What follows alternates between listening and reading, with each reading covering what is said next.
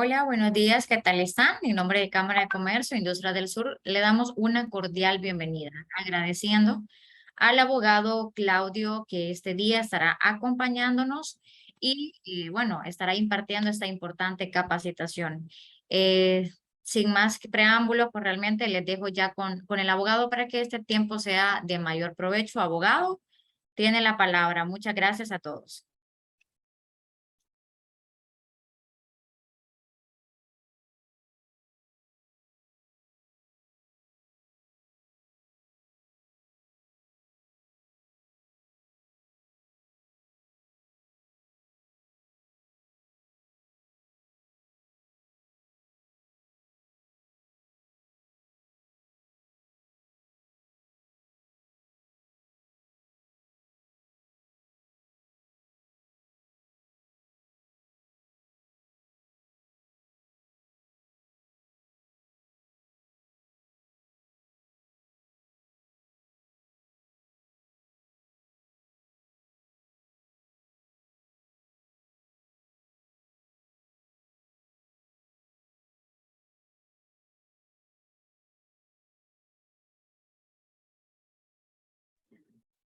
Nos disculpamos unos 2 minutitos que tenemos un pequeño problema técnico, pero ya vamos a dar comienzo.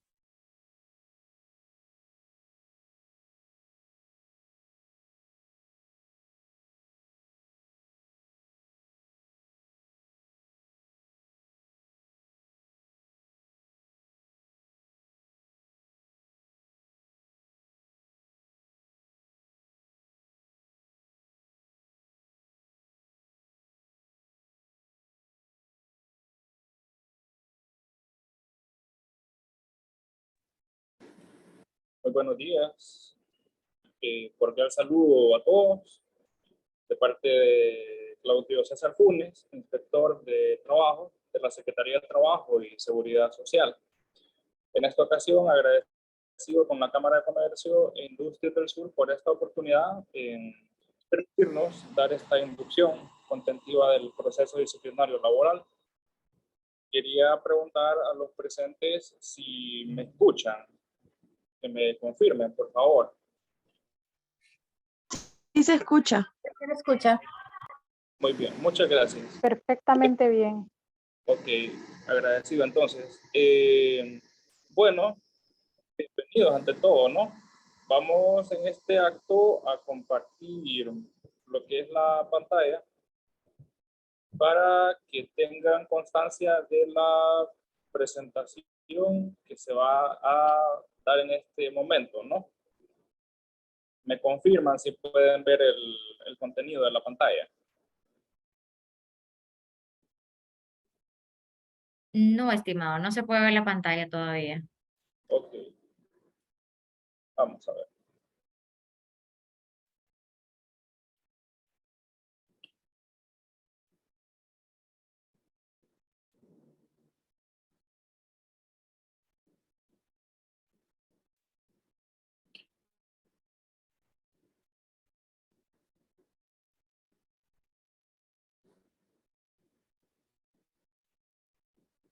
Ok, y en este momento pueden ver la pantalla.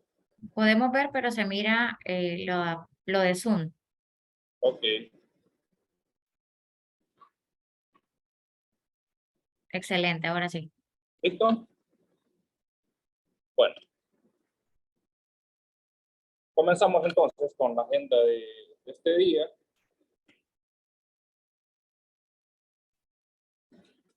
Tenemos lo que es el taller del proceso disciplinario laboral, que está programado para este día, viernes 19 de agosto del año 2022, de 10 de la mañana a 12 del mediodía.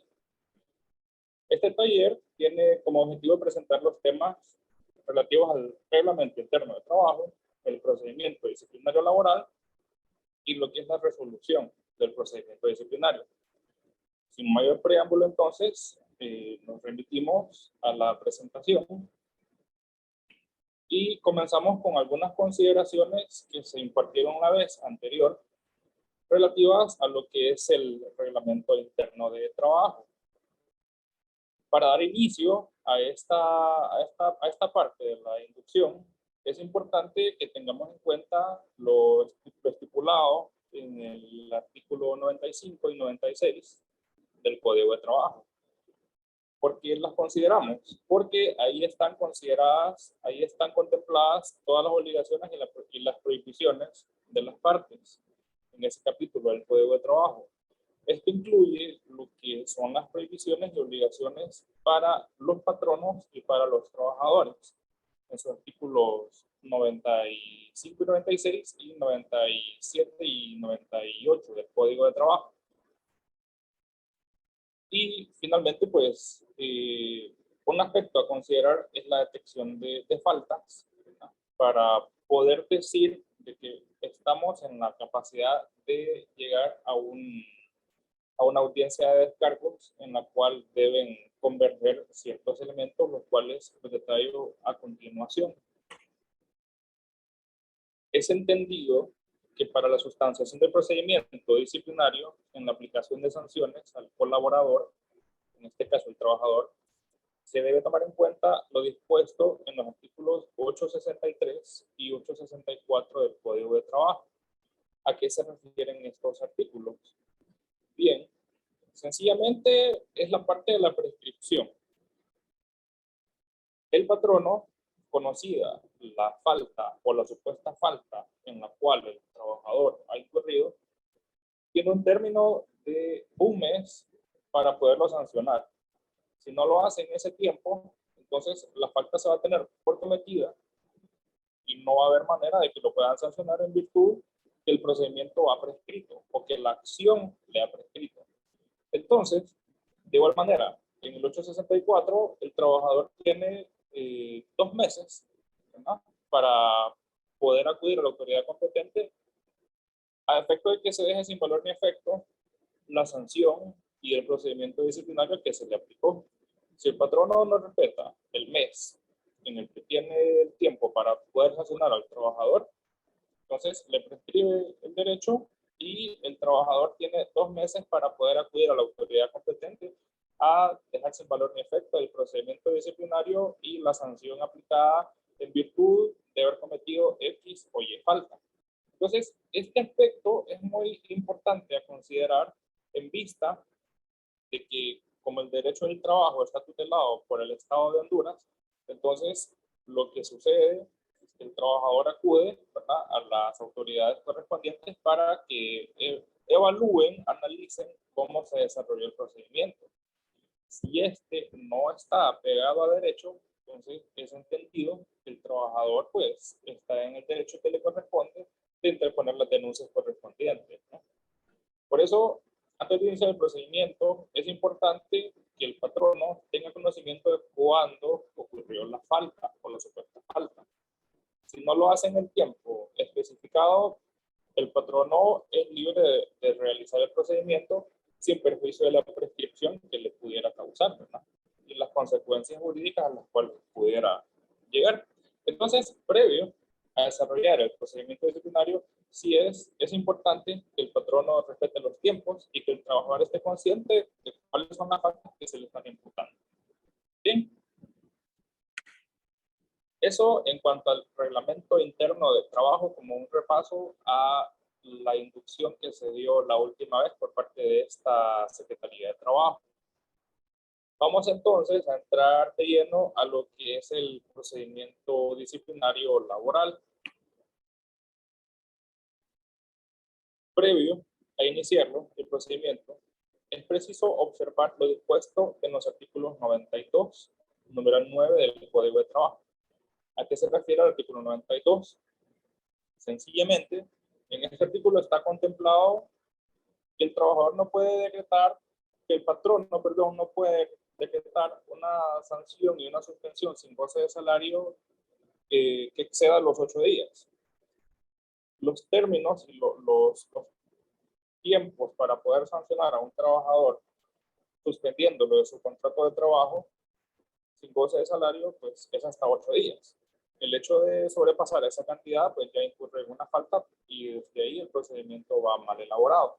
Entonces, no se puede sancionar por más de 8 días al trabajador y de igual manera, la deducción que se haga al salario de este, tiene que ser sujeto de revisión por la autoridad competente, ¿no? En este caso, lo que es la Secretaría de Trabajo. Esto, en atención y en razón de que si el procedimiento no está apegado a derecho o si no se sigue el procedimiento establecido en el reglamento interno de trabajo, entonces, legalmente, si al trabajador se le deduce una cantidad X de su salario, es un procedimiento ilegal, ¿verdad? Por lo tanto, le es aplicable la revisión de la Inspectoría del Trabajo para saber cómo se desarrolló el procedimiento. Si está pegado a derecho, la Inspectoría del Trabajo no pudiera hacer mucho, más que limitarse a analizar cómo se desarrollaron los pasos del procedimiento. Si todo se desarrolló en legal y debida forma, entonces la Inspectoría del Trabajo no tendría mucho que hacer, ¿verdad? Considerando que la ley de inspección del trabajo y el código de trabajo contemplan principios. En este caso, lo que es el principio de indubio pro operario, que es la norma o la condición más beneficiosa al trabajador. Si esto no se puede aplicar en virtud de que el procedimiento fue elaborado correctamente, pues reitero que la Inspectoría del Trabajo se limita únicamente a analizar el procedimiento. Pero si no hay más que hacer por parte de nosotros, el procedimiento y la solicitud de un trabajador, pues hasta ahí no más llega. Bien, en cuanto al 93, es importante, y el 94 también, es importante recalcar, ¿verdad?, que no produce mayor efecto las cláusulas del reglamento interno de trabajo que vayan en detrimento del derecho que le asiste y que le corresponde al trabajador. ¿Por qué digo esto? Por ejemplo, si deseamos nosotros sancionar a un trabajador por una falta cometida, eso tiene que estar catalogada y debe estar contemplada en el reglamento interno de trabajo. Es decir, que si no está contemplada esa falta, legalmente no tenemos un fundamento del cual nos diga que ese trabajador cometió esa falta.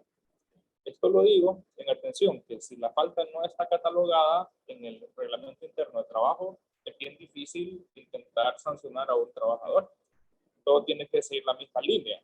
Entonces, si hay algo que es distinto, al final el procedimiento se puede desviar a un lugar, ¿verdad? Y a otras consecuencias jurídicas, las cuales al final puedan hacer que el trabajador tenga el derecho de que le restituyan una cantidad X de su salario en vista de la suspensión de la cual puede ser objeto. Entonces, esos aspectos son bien importantes de considerar, ¿verdad?, a la hora de iniciar un procedimiento disciplinario contra un trabajador.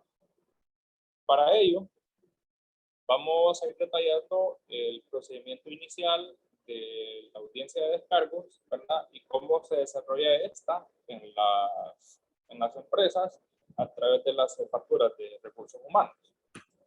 Tenemos aquí. Número 1.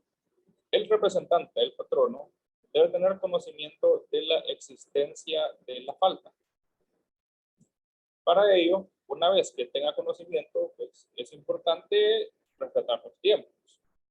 Si el patrono se dio cuenta de la falta, si el patrono se dio cuenta de la falta pasado el mes, el que tuvo derecho a poderlo sancionar, pues primero, ¿verdad?, el patrono puede ejecutar el procedimiento de sanción, pero si no está en el tiempo adecuado o el tiempo que le señala el Código de Trabajo, pues aunque opera la prescripción, ¿verdad?, hay derechos que le asisten al trabajador, ¿verdad? Para ello es importante tener bien especificada cuál fue la falta que pudo haber cometido. Lo segundo es dar traslado al Departamento de Recursos Humanos para el análisis y categorización de la falta o la supuesta falta al reglamento interno de trabajo o al contrato colectivo. Sea esta leve, grave o menos grave. Con esto último, las faltas están catalogadas de esa manera: leves, graves o menos graves. generalmente en los reglamentos internos de trabajo, así está el procedimiento de aplicación y el catálogo, por decirlo de alguna manera, el catálogo de faltas, así está especificado. Entonces, el patrono debe analizar.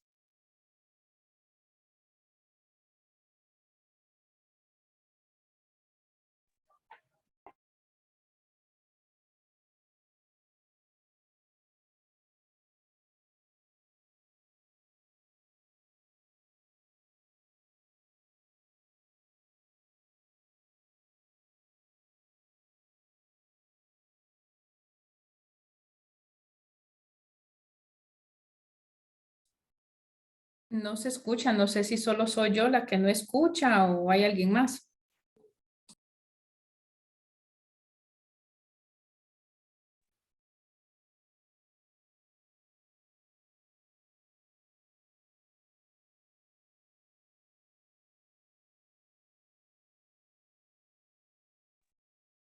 Buenos días, no se escucha, definitivo.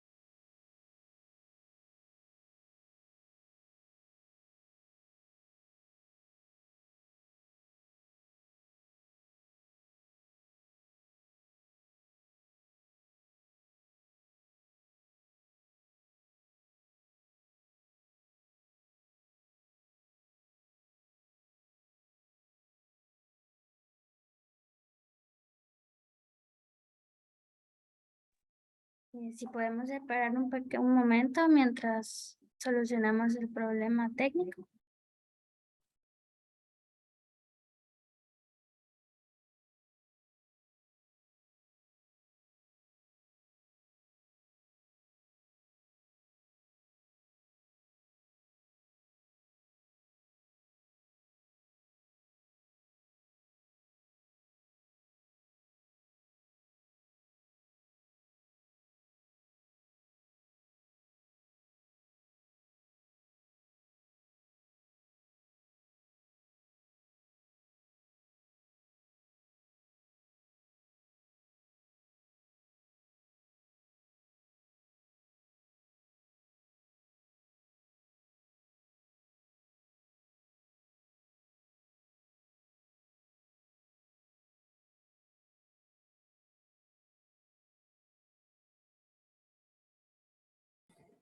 ¿Me escucha?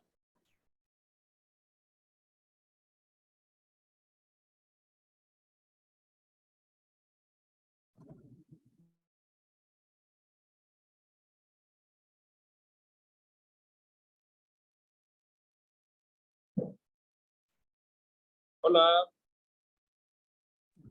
Hola, sí le escuchamos. Ok, no sé qué pasó, me quedé hablando solo. Ahorita vamos a continuar.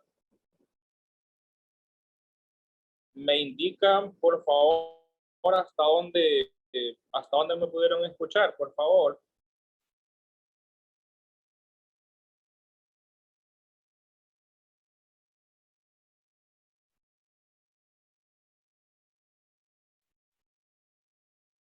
Si me indican, por favor, hasta dónde me quedé para poder continuar, por favor. Buenos días, se quedó hasta la segunda, no, donde dice, ya les digo dónde se quedó, permítame, no me voy a... Sí, gracias, gracias. Es que le tomo captura, porque así después lo leo. Dice, según la magnitud de la falta, aplicar el principio de proporcionalidad. Ok, vamos a ver.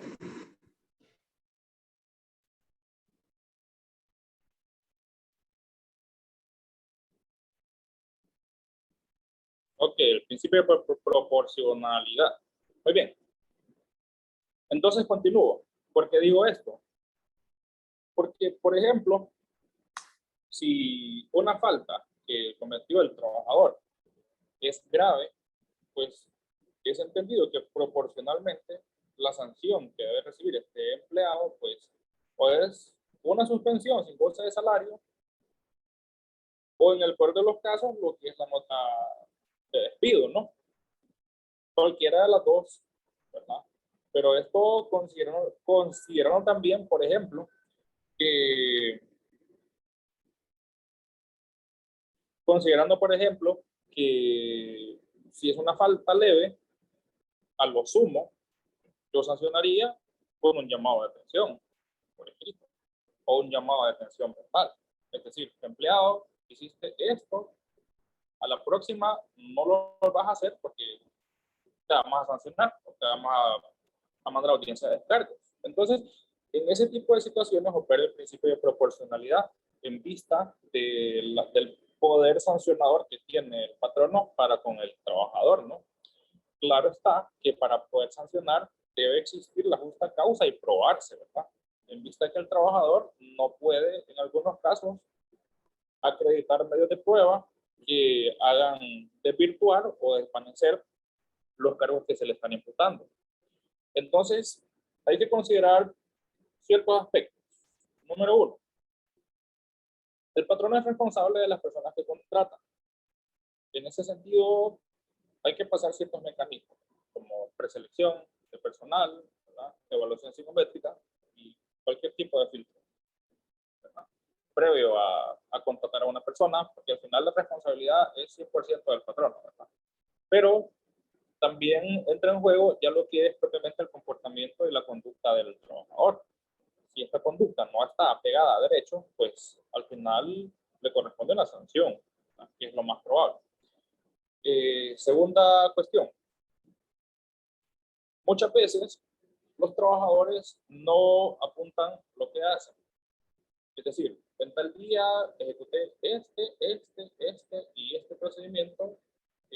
Esto se contabilizó, esto no resultó, esto se hizo de esta manera, le entregué a otro compañero esta documentación, le entregué a este compañero esta cantidad de dinero. O sea, hay que ser lo más responsable de las dos partes, ¿no? Tanto patrono como trabajador. Esto en el sentido de que ambas partes tengan en una audiencia de descargo lo que es la plena libertad y el derecho a la defensa para poder acreditar o desvanecer los cargos que se le están imputando.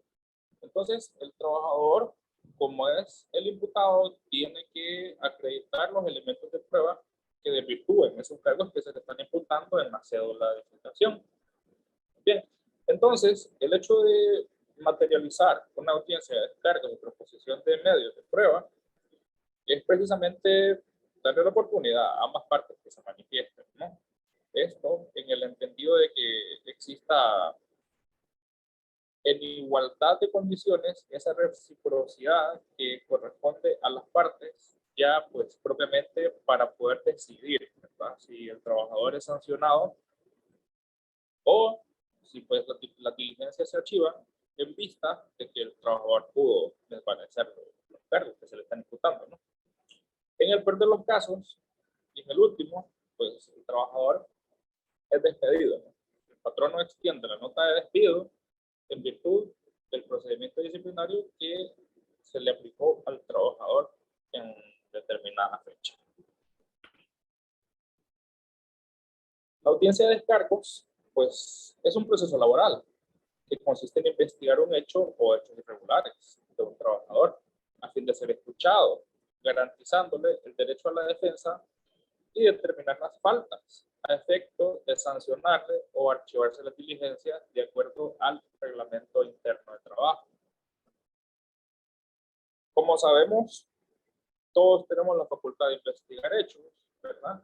Y más si están relacionados con el derecho del trabajo, pueden derivar ciertas consecuencias, pues, como el despido, en algunos casos ya un poco más serios y delicados, con la interposición de una denuncia, ¿verdad?, en el Ministerio Público o en alguna fiscalía especial, ¿verdad?, por supuestas faltas cometidas que ya puedan salir de la materia laboral. Entonces, la audiencia de descargos tiene esa finalidad, ¿verdad? Investigar hechos que parecieran irregulares de un trabajador. Se le da la oportunidad de ser escuchado y que pues, acredite los elementos de prueba que el trabajador tenga, ¿verdad? Para poder desvanecer lo que se le está imputando. El orden a seguir en la audiencia de descargos pues, es el siguiente. Conocemos la falta como número 1. Analizamos la falta. Analizamos si esta falta converge en una de las leves, menos graves o faltas graves. En atención a esto, ok, tenemos conocimiento. El trabajador realizó esta falta, esta y esta. Catalogamos en el reglamento interno, buscamos los artículos precedentes que han sido violentados y elaboramos con ello nuestra cédula de citación para la audiencia de descargo. La cédula es por escrito, nada de mensaje de texto. Mañana venga a hacer una audiencia de descargo porque usted cometió esta falta. No. La citación es objeto de notificación personal, así como lo es la notificación de despido o la notificación de suspensión. Son elementos objeto de notificación personal. Yo como patrono entrego al trabajador personalmente. O si no es el propio patrono, lo entrega el representante de este, siempre y cuando ejerza un cargo de dirección de recursos humanos. Entonces, elaboro la cédula de citación por escrito. Hay personas y muchos profesionales, incluso el derecho, que nos manifiestan, pero es que la cédula no se le entregó con 24 horas de anticipación. El Código de Trabajo no contempla que tenga que ser así, pero funcional y procedimentalmente se hace de esta manera para darle la oportunidad al trabajador que en un mínimo de 24 horas tenga y acredite de verdad, tenga para acreditar los elementos de prueba que desvanezcan los cargos imputados. ¿Ah? Algunos reglamentos contemplan de que la cita se debe extender con 72 horas de anticipación, pero eso es un procedimiento que los patronos tienen que revisar correctamente en sus reglamentos internos de trabajo, ¿no? Y deben estar aprobados por la Secretaría de Trabajo a través de la Dirección General del Trabajo, ¿verdad? Si no se tiene un reglamento interno de trabajo y pasamos de 10 empleados, entonces algunos patronos optan por celebrar la audiencia con lo que esté establecido en el Código de Trabajo. Digamos que no es que no sea válido, pero todo patrono está obligado a que si tiene una empresa de 10 trabajadores en adelante, está obligado a tener un reglamento interno de trabajo, con lo cual no puede o no debe hacer una audiencia basado solamente en el Código de Trabajo, porque el Código es la norma general, ¿verdad? Ya los procedimientos de aplicación de las empresas tienen que estar regidos por un reglamento interno de trabajo, a excepción de las empresas que tienen menos de 10 trabajadores, ¿verdad? Ahí, pues, lo más próximo que se tiene es el Código de Trabajo, recordando en todo caso que quien decide si existe o no el derecho a un empleado, ¿verdad? En todo caso que haya sido despedido, quien le va a dar el derecho es únicamente un juez de trabajo para determinar si el despido estuvo o no enmarcado en derecho. Por eso es que es importante que se respete el procedimiento desde conocida la falta. Conozco la falta, la catalogo, cito al trabajador, ¿verdad? Con un día de anticipación como mínimo.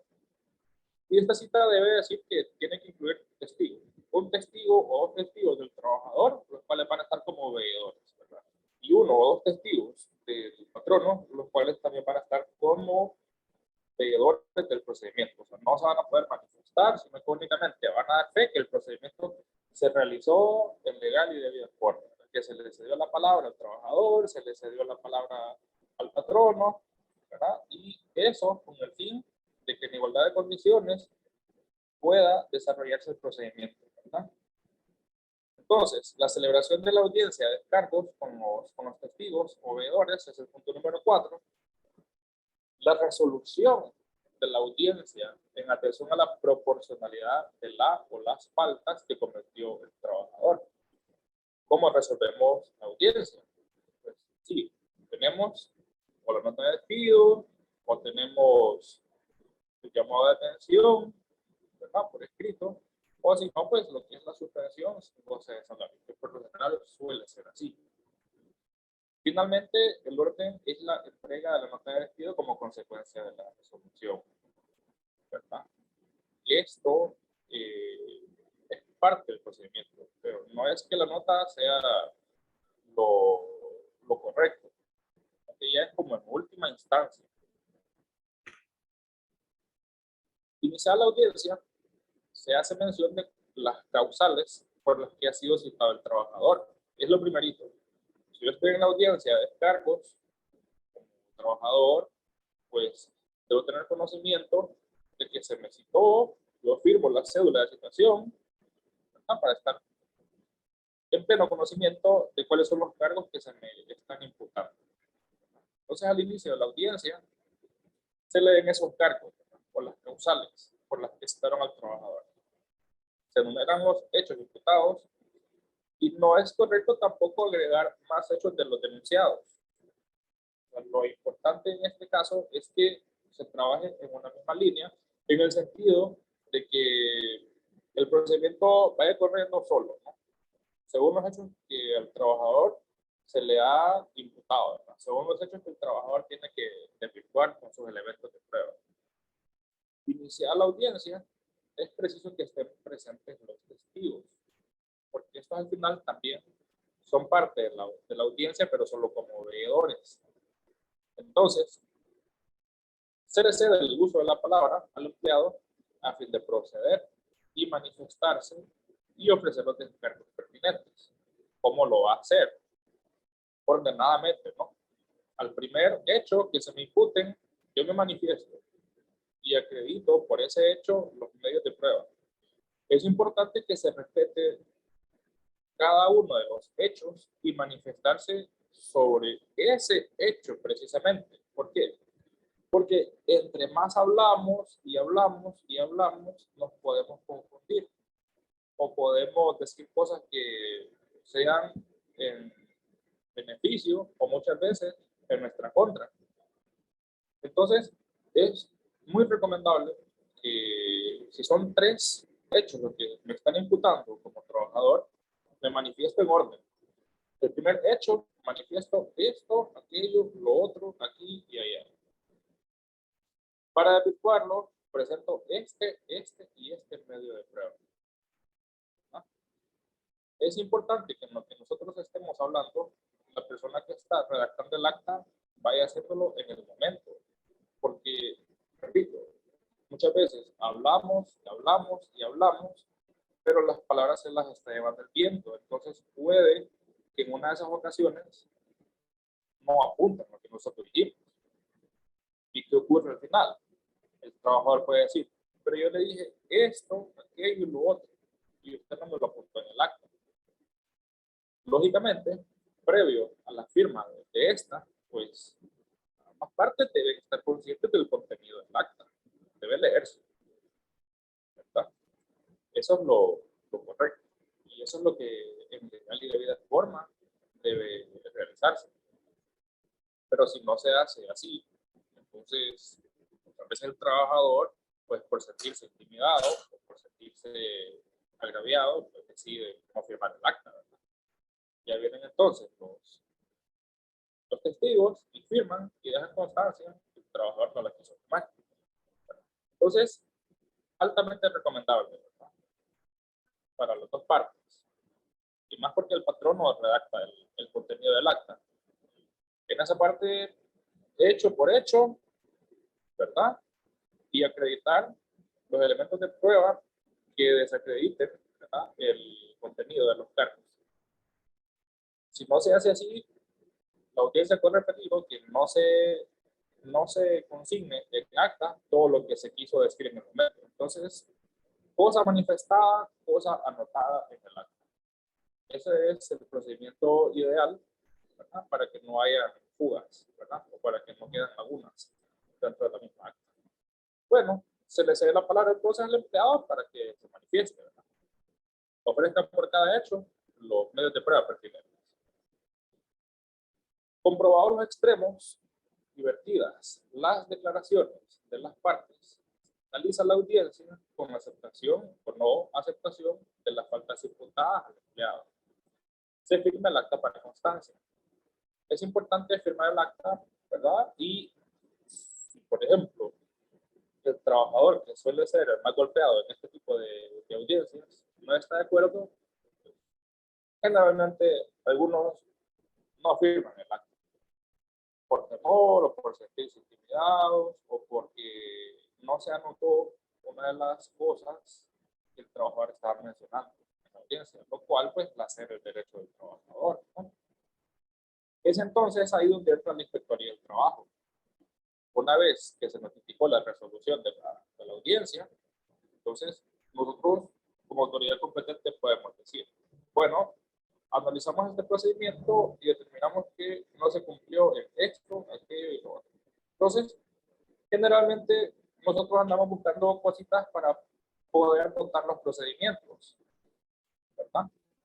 Si un procedimiento no se llevó a cabo de la mejor manera y se constató una vulneración, la inspectoría, en el marco de sus competencias y atribuciones, está facultada para analizar el procedimiento disciplinario después de que se celebró la audiencia de descargos y después de que se suspendió al empleado, ¿verdad?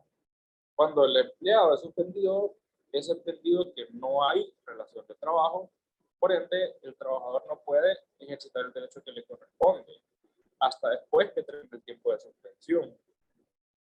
Muy bien, entonces al final la audiencia de descargos tiene como objeto a comprobar, ¿verdad?, que por la investigación se corroboran o se desvanecen los cargos imputados al trabajador. Si, por ejemplo, el trabajador logra desvanecer los cargos que se le mencionan en la cédula, pues sencillamente el expediente es archivo, porque se pudo desvanecer, ¿no? Pero si en todo caso no se puede, corresponde la sanción que en derecho debería aplicarse, ¿no?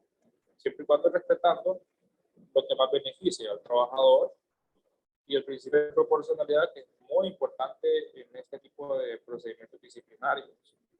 Apegado a ello, pues pudiera considerarse también lo que es el principio de la primacía de la realidad, porque hay que tener en cuenta que si una falta no está apegada a derecho, hay que saber bien y tener bien especificado cuáles son las funciones que desarrolla un trabajador. Funcionalmente, yo puedo estar asignado a un cargo con unas funciones, pero nominalmente estoy nombrado para otras. Es entonces ahí donde aplican estos principios, que no deben apartarse nunca del procedimiento disciplinario, ¿verdad? Esto con el fin de que no imputar cosas de más al trabajador, ¿no? Al final lo que se busca es que exista ese equilibrio y esa armonía en la relación de trabajo, ¿no? Pero siempre teniendo en cuenta que el hecho de contratar a un empleado ya es responsabilidad directa del patrón, ¿verdad? Ya lo demás, sí, si gusta la parte de consultas, podemos hacerla al final, no sé qué les parece para terminar la capacitación, pero lo que pasa es que yo hablo, lo que hablo es bastante. Lo que me preguntan aquí, ¿las audiencias pueden grabarse? Se pueden grabar siempre y cuando las partes autoricen. ¿Por qué digo esto? Si yo no autoricé, yo perfectamente puedo denunciar en el Ministerio Público a la persona que me grabó, ¿verdad? Porque yo no lo autoricé.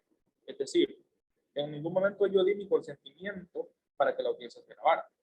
Pero si se da el consentimiento, la audiencia perfectamente puede grabarse y esa circunstancia debe anotarse en el acta de audiencia de expertos.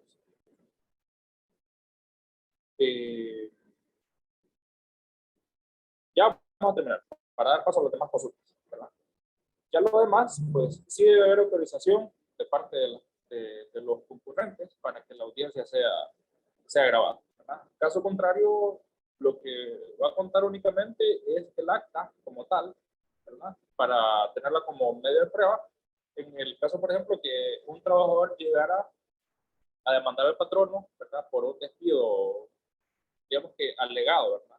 Por ser ilegal e injustificado. Eso en cuanto al procedimiento disciplinario laboral. Vamos a lo que es la resolución. ¿Cómo lo vamos a resolver? Licenciada Cindy, si al final, ahorita no puedo ver la pantalla, pues, porque tengo la presentación, pero si gusta, para atender las consultas, tal vez enumerarlas, por favor, para dar atención a las mismas. Le voy a agradecer mucho. ¿Cómo las resolvemos? Pues, leamos de nuevo. Las audiencias de descargos tienen la finalidad de escuchar al imputado y que éste acredite los elementos de prueba que desvirtúen los cargos que se le señalen. En atención a lo que las jefaturas de recursos humanos o quienes hagan sus veces, es importante resolver siempre al tenor del propio reglamento interno de trabajo y el Código de Trabajo en virtud de regularse consigo los procedimientos disciplinarios entre patronos y empleados. Es decir, que la resolución de esa audiencia va a tener un marco jurídico contemplado en el reglamento interno de trabajo y finalmente en lo que es el Código de Trabajo. Digo esto porque al final lo que más cuenta es el reglamento interno del trabajo. El reglamento como norma dentro de la misma empresa, ¿verdad? Porque eso es lo que rige las condiciones de trabajo, ¿verdad? Tanto lo que está contemplado en el contrato de trabajo, como en el reglamento, lo pactado obliga. Eso es lo que el Código de Trabajo señala como pacta sunt servanda. Y eso es importante que lo tengamos en cuenta en vista de que nos obligamos a lo que está pactado en los contratos de trabajo y en el reglamento, siempre y cuando esas cláusulas o esas condiciones no recaigan en las nulidades, ¿verdad?, contempladas en el artículo 3 del Código de Trabajo. Entonces, eso hay que tenerlo bastante en cuenta, ¿no?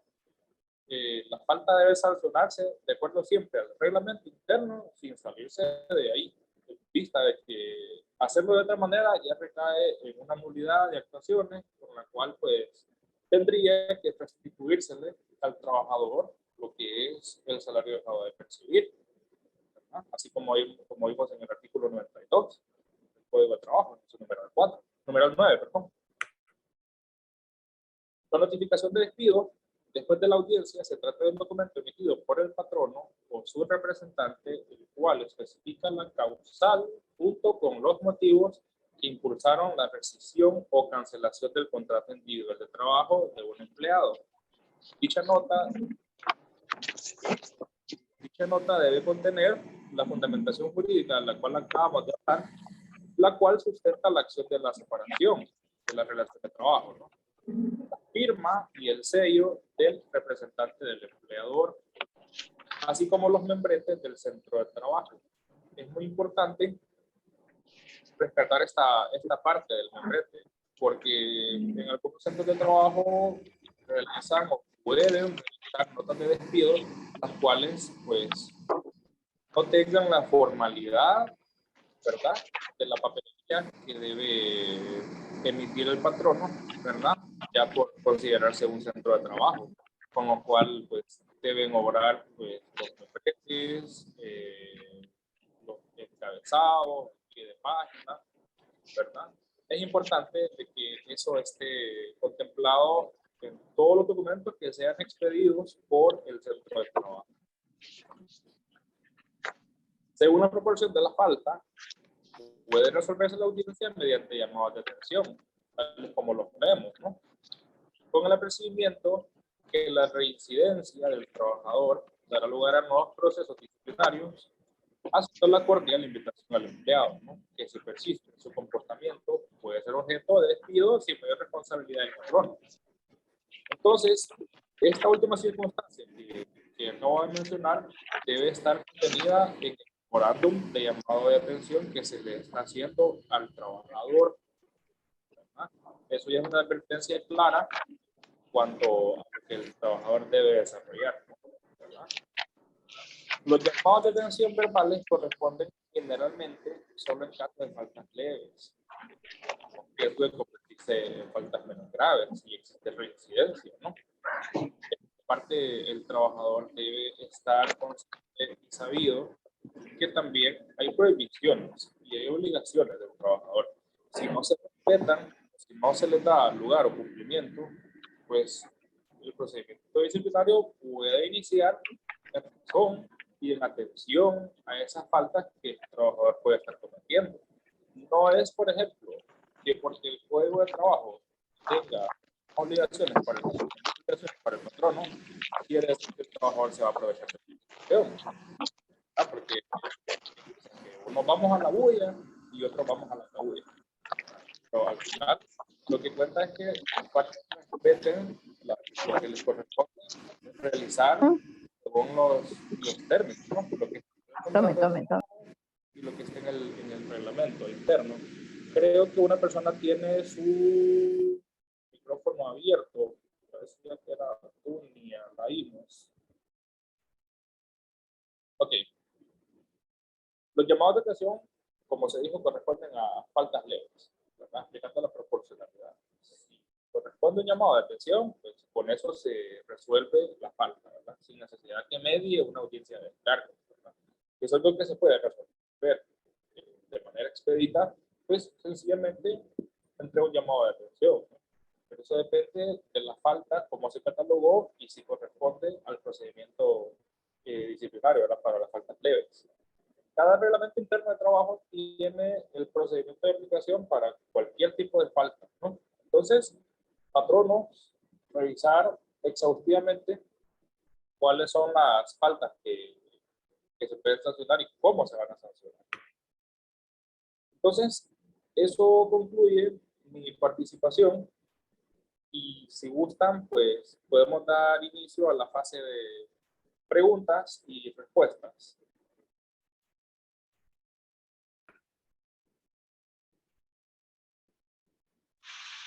Hola, abogado, buen día.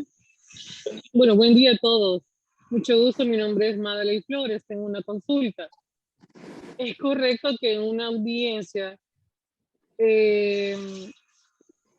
se le coarta el derecho al trabajador de relatar en sí los hechos de cómo sucedieron, una audiencia de descargo?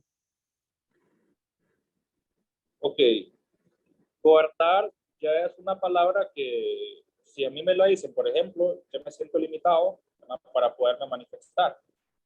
Ajá. No es la mera manipulación, ¿verdad? Sino que únicamente si a usted, por ejemplo, como patrono o como trabajador, no le anotan algo en el acta, pues quien más agraviada se va a sentir va a ser usted. Entonces, no es correcto coartar en vista que yo puedo ofrecer algún tipo de manifiesto que me ayude a mí a salir de la audiencia, ¿no? A salir bien de la audiencia. Si a mí me coartan el derecho de manifestar algo, pues ya se entiende que hay una vulneración. Ahora, algo sí le digo. Todo lo que manifieste el trabajador en esa audiencia debe estar apegado a los cargos que se le mencionaron en la cédula de citación. No es que me están imputando A, B y C, pero yo voy a salir más vivo y voy a hablar de F, H, I, por ejemplo. Entonces, todo debe seguir la misma línea, ¿no? Y todo debe recopilarse de manera de que se le garantice a este trabajador el derecho a la defensa, ¿no? Porque eso es lo que menos se desea violentar. Que el trabajador al final se le ceda el derecho de uso de la palabra conforme a los cargos que la cédula de citación menciona, ¿verdad? Pero ya limitar al trabajador puede ser solamente cuando ya se esté saliendo del tema toral, ¿verdad? Y eso sí se debe tener en cuenta, porque no es que queremos tratar otras cosas, o salirnos del tema principal, sino que queremos llegar, en base al principio de contradicción, ¿verdad?, a saber cuál es la verdad del asunto, cuál es el resultado de las acciones cometidas por el trabajador. Entonces, la coacción en este caso, o coartar, sería solamente cuando ya el trabajador o cuando ya el patrono está tomando por otro lado, pues, la audiencia. Entonces hay que tener mucho cuidado con eso.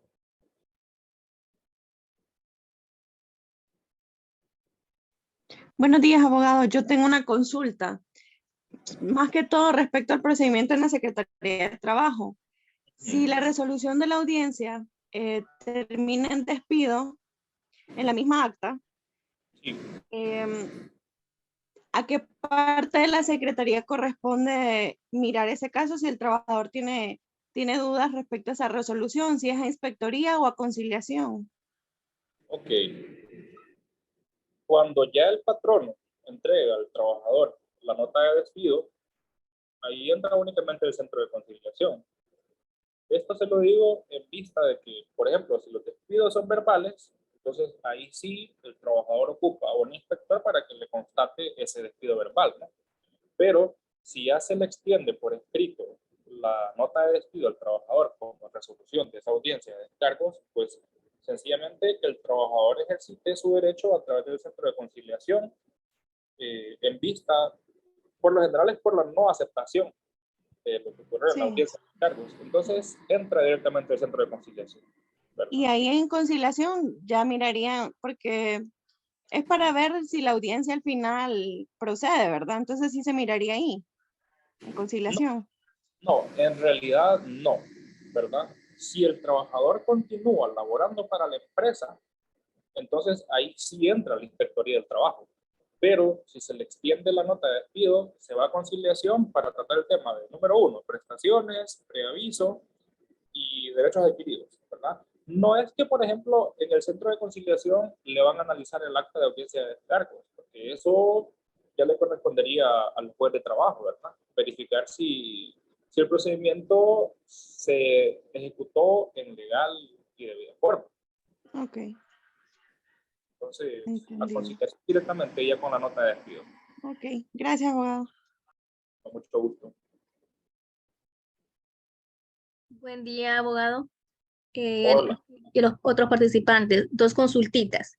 ¿Qué pasa si el empleado no asiste con un testigo, no lleva testigo a la audiencia?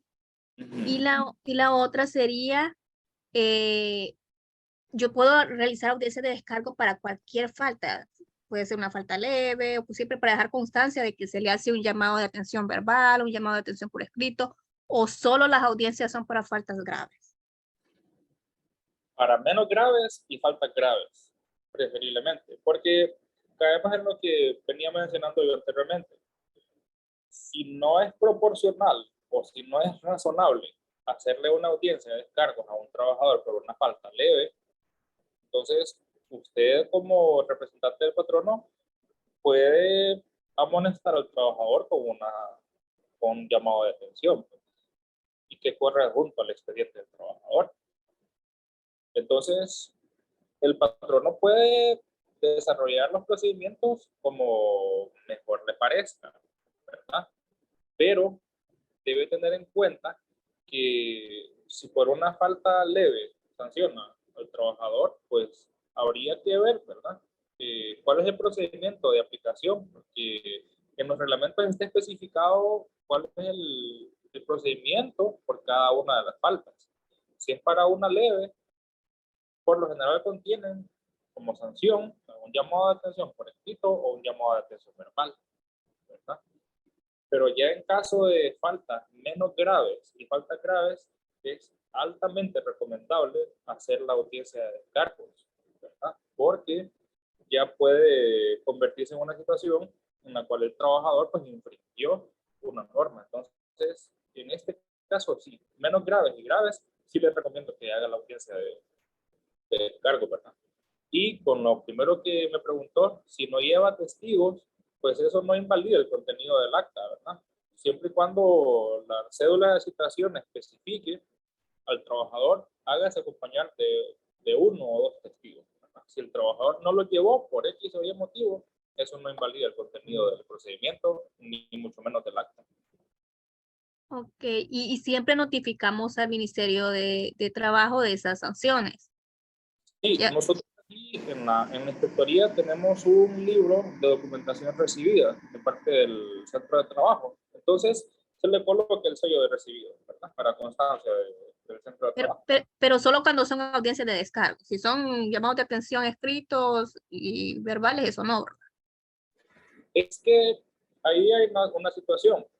Por ejemplo, si yo le dijera, o sea, usted puede traerlo, porque nosotros únicamente archivaríamos el documento, ¿verdad? A ustedes lo que les cuenta es el sello de recibido de la Secretaría de Trabajo, pero caemos en una situación. Si por cualquier cosa que se vaya a hacer lleven a la Secretaría de Trabajo, pues tendríamos que una cantidad de leyes, pues, solo de documentación traída por la empresa. Entonces, no se les niega el derecho en ese sentido, ¿verdad? Pero si no es necesario, que corra junto al expediente del trabajador, ya como parte de los antecedentes del expediente del trabajador, ¿no?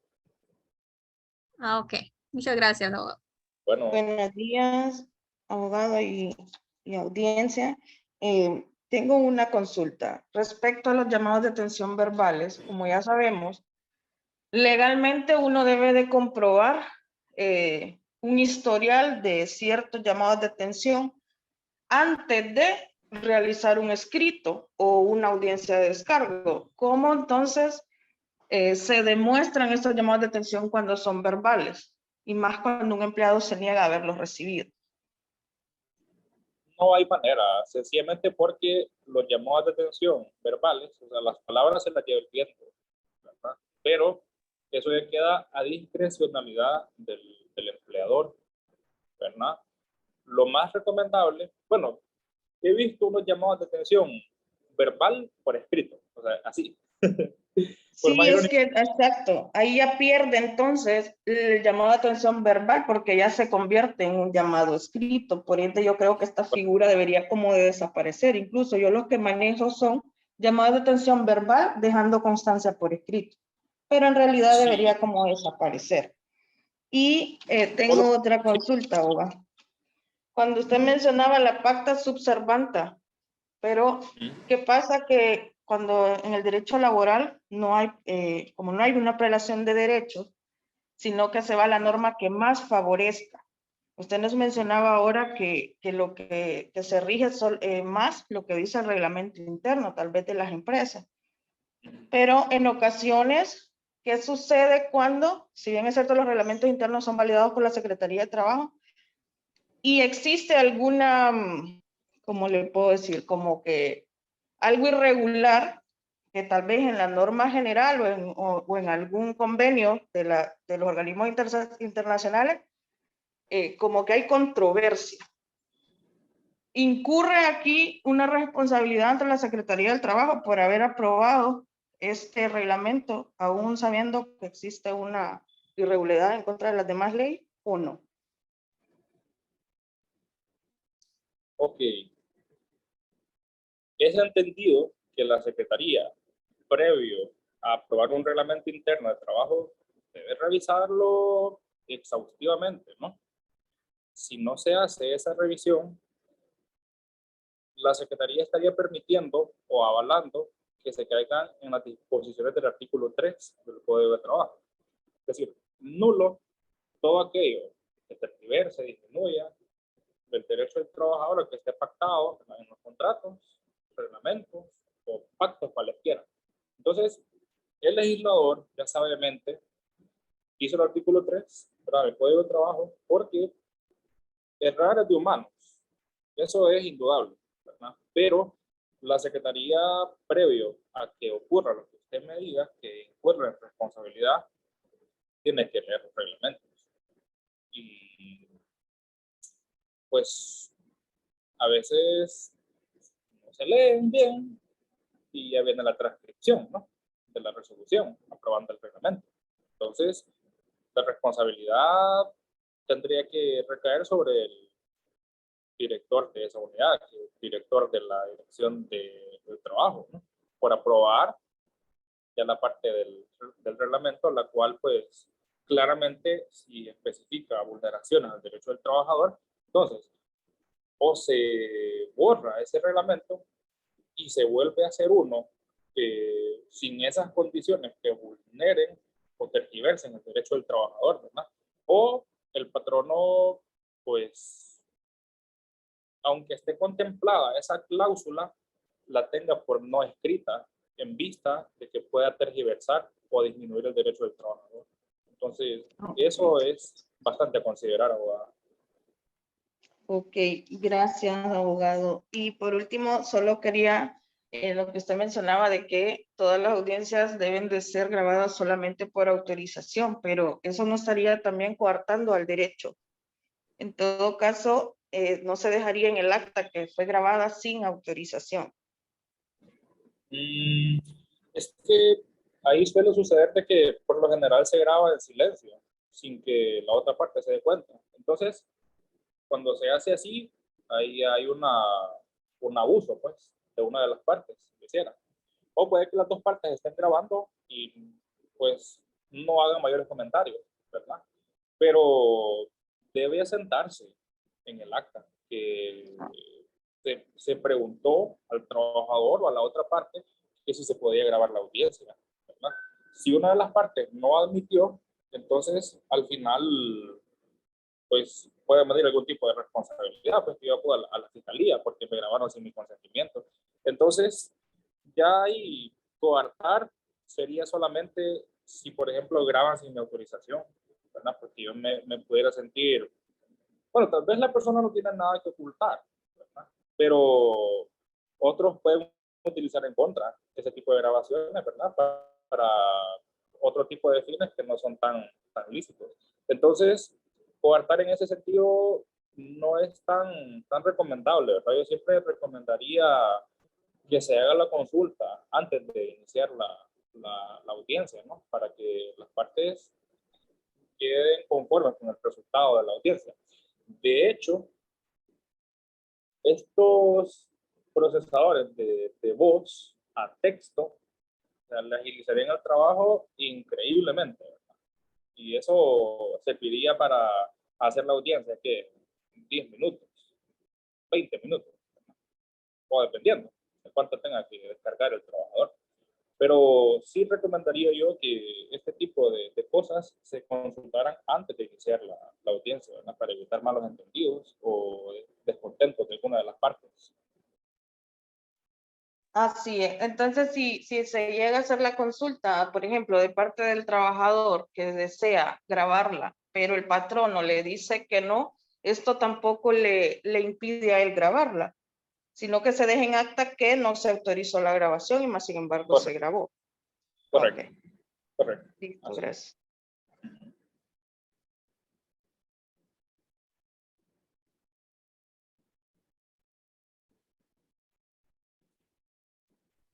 Quiero ver. Bueno, esta pregunta que hace Oscar Vidense, prácticamente acabamos de hablar de eso. Grabar conversaciones no es lo adecuado, ¿verdad? Porque al final, si yo me siento agraviado o utilizan mi voz en un audio sin que yo haya consentido, entonces de ahí se convierte en una falta de ese empleado. Consecuentemente, el patrono tendría que, bueno, esa falta no está contemplada en los reglamentos por lo general, pero no es correcto que a usted lo estén grabando sin que usted no autorice, ¿verdad?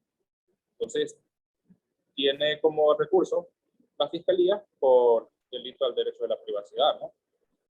Pero eso ya es una cuestión que la persona lo decide si lo hace. Lo más prudente en este caso es no grabar, porque hay veces que suelen las personas decir, ¿verdad? Es que yo ocupo grabar para tener esto como medio de prueba. Sí, pero no considero el derecho de la otra parte.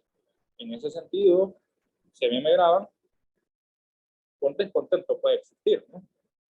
Pero hay que tener cuidado con el tipo de cosas que podamos estar grabando, ¿verdad? Porque puede comprometer a otras personas. Y todo eso deriva en consecuencias jurídicas en distintas instancias, bien sea civil, ¿verdad? O penal, definitivamente, ¿no? Solo que allí, si es para uso privado, para no estarlo divulgando, pues la persona sabrá, ¿verdad? Que tampoco es lo lícito, lo correcto. Pero en ese caso, grabar sí es bien delicado porque no sabemos cuándo podemos perjudicar a una tercera persona. Aquí dice Linda Sujei, pero tampoco se puede prohibir la grabación. En caso que se grabe sin autorización, se debe estipulado en el acta que se grabó sin autorización. Bueno, eso lo acabamos de contestar. Nancy, en la falta grave y se dé la audiencia, si la empresa le dice al empleado que mejor renuncie o procederemos al despido justificado, puede tomarse nulo o contraproducente. Muy bien. Esta pregunta de Nancy es bien interesante. Muchas veces, ya por arreglos internos entre el centro de trabajo y el trabajador propiamente, se llega a esa decisión. Eso es lo que es arma de doble filo. En algunos casos, el patrono le puede decir: fírmame la nota de renuncia y te voy a dar el 50, el 60, el 70% de tus prestaciones. Ojo ahí, porque la nota de renuncia es legal en todas y cada una de sus partes. Tanto el Código de Trabajo como la Constitución le dicen a usted que puede elegir y pues renunciar a su trabajo de manera libre, ¿no? Solo que renunciar así implica pago de preaviso. Entonces, con esa pregunta hay que tener cuidado, ¿verdad? Porque la renuncia es válida y el patrono perfectamente le puede alegar al trabajador de que le va a pagar únicamente derechos adquiridos, ¿verdad? Tal vez no prestaciones, no preaviso, porque la coerción legal que tiene la nota de renuncia, ¿verdad? Es válida en cualquier parte del mundo. Y más con nosotros, pues, que tratamos de defender derechos, pues, y garantizar obligaciones. Pero la nota de renuncia tendría plena validez, ¿verdad? Y el trabajador corre el riesgo que solo le paguen los derechos adquiridos, ¿verdad? Eso para tenerlo en cuenta. A menos que tengamos bien definido en ambas partes el principio de la buena fe. Bueno, voy a confiar en el patrono porque yo sé que me va a pagar mi prestación. Que se puede dar el caso también, ¿verdad? Que se le pagan las prestaciones, pero a todas luces, aquí esto es bastante complejo, ¿verdad? Porque no sabemos qué decisión puedan tomar las partes al final, ¿verdad? Si llegara a ser el caso, ya el Código de Trabajo en su artículo 111 contempla el mutuo acuerdo, ¿verdad? Se puede celebrar perfectamente la audiencia de descargos y decidir, ¿verdad?, que se va a despedir al trabajador por X o Y motivo, sea una causa justificada o no. Entonces, puede llegarse a un mutuo acuerdo, ¿verdad?, de acuerdo al 111 del Código de Trabajo, para que se logre anotar en un acta esas condiciones que se van a negociar, ¿no? Y no es correcto que después de la audiencia le digan al trabajador mejor renuncie, que mejor que se siga el procedimiento o que se logre el mutuo acuerdo, ¿verdad?, el pago de prestaciones a través de la Secretaría de Trabajo. ¿Por qué incluyo la Secretaría? Porque para que todo acuerdo de pago tenga validez o toda negociación, acuerdo entre patrono y trabajador tenga validez, tiene que hacerse frente a la autoridad competente, en este caso la Secretaría de Trabajo. Y el acta, por sí sola, aparte de constituir ya un título ejecutivo, pues es el único medio de prueba válido que va a tener el patrono en el futuro para poderse defender de responsabilidades, tanto pasadas, presentes y futuras. Las actas que nosotros levantamos tienen una fuerza legal tal así que si está firmada por autoridad competente es bastante limitativa para alguna de las partes, en el entendido de que, por ejemplo, no tiene nada más que reclamar el trabajador a partir de la firma de ese acuerdo de pago suscrito en la Secretaría de Trabajo.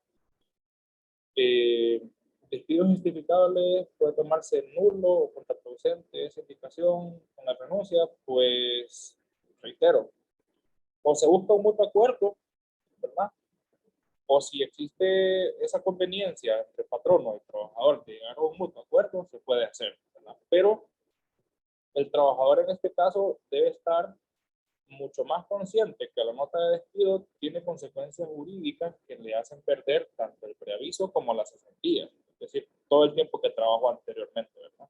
Y se quedaría únicamente con la parte de derechos adquiridos, 14avo, aguinaldo, vacaciones y horas extras si hubiera trabajado, pero de los 2 últimos meses. Entonces, eso le pudiera decir, Nancy, sobre su pregunta. Abogado, Hola. pero valiéndose, como menciona aquí la compañera, si yo ya hice el debido proceso después de una audiencia de descargo y sé que es un despido justificado, ¿por qué motivo voy a pedir una renuncia? Porque si es igual, con un despido justificado también pierde preaviso y cesantía y se queda solo con renunciables. Aquí se ve entonces la mala fe, ¿verdad? De que en efecto es un mal procedimiento, se podría decir. Y aquí corre el riesgo más bien de poder como empleado decir que es un despido indirecto. ¿O no? Dependiendo, porque el despido indirecto hay que constatar una de las causales o varias de las causales del artículo 114 del Código de Trabajo. Esto relacionadas con el 95 y el 96 del Código de Trabajo, ¿verdad? Entonces, como dice usted, la buena fe se prueba, ¿no? Y la mala fe, pues se demuestra. Bueno, la buena fe se presume, la mala fe se demuestra, o sea, sí, se demuestra. Entonces, en ese sentido, pues, con lo que usted me dice, si el procedimiento se apegó a derecho, tanto para una de las dos, para las dos partes, pues no habría nada más que reclamar, ¿no?